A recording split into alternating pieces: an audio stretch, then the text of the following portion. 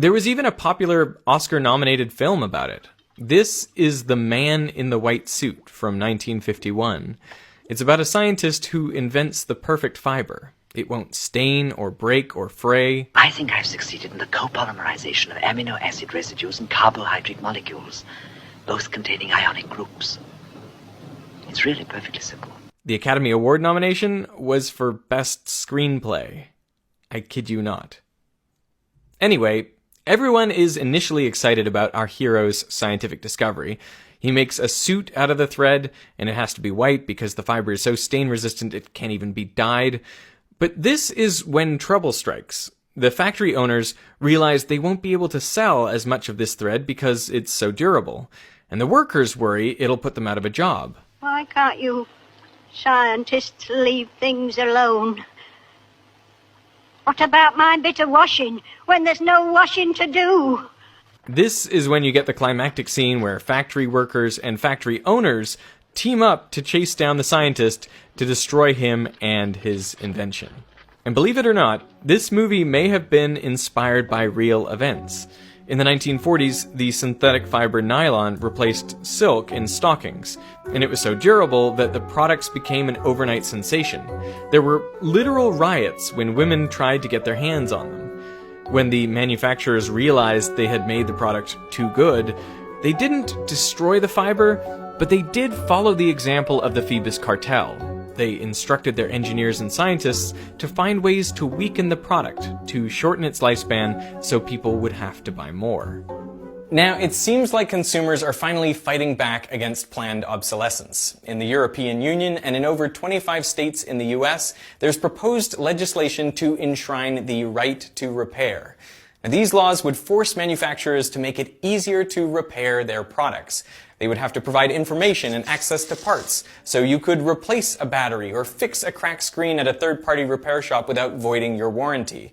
So, if the right to repair does become law, does that mean artificial obsolescence will be gone for good?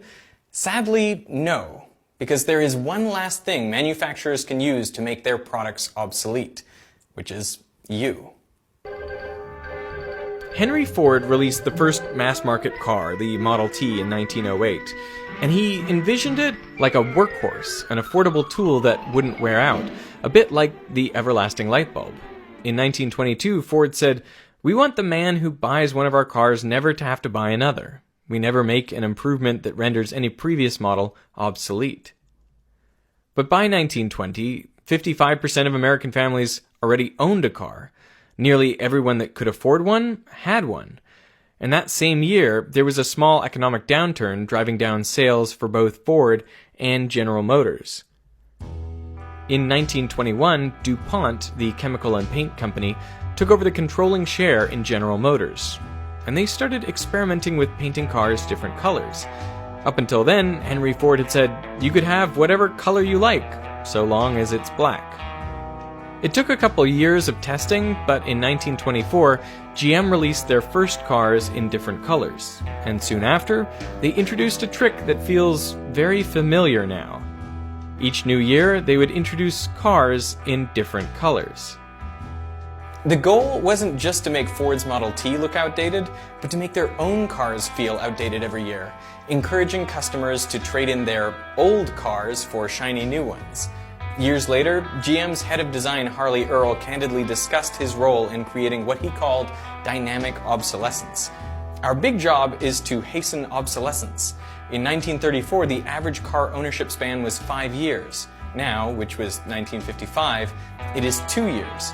When it is 1 year, we will have a perfect score.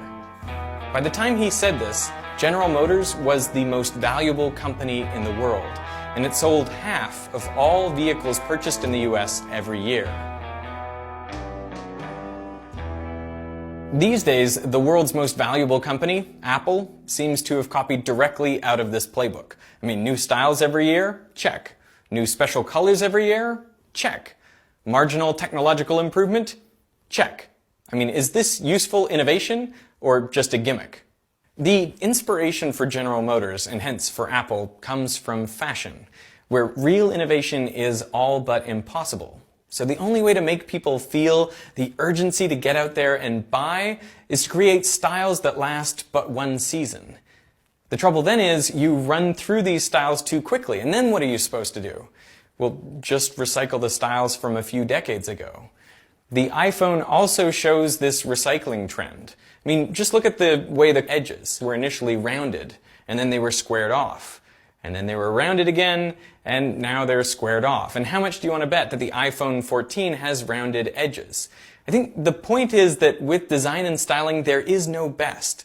There's only different, which is apparently enough to remind us that we don't have the latest and greatest, and so we have to rush out and keep buying. The only type of obsolescence we should support is technological, which brings us back to the light bulb. You know, in the last 20 years, light bulbs have gone from incandescent, which was basically unchanged for 100 years, to compact fluorescent, and now to LED. These use just a tenth the energy and can last anywhere from 10 to 50 times longer. Yeah, that's pretty bright. So,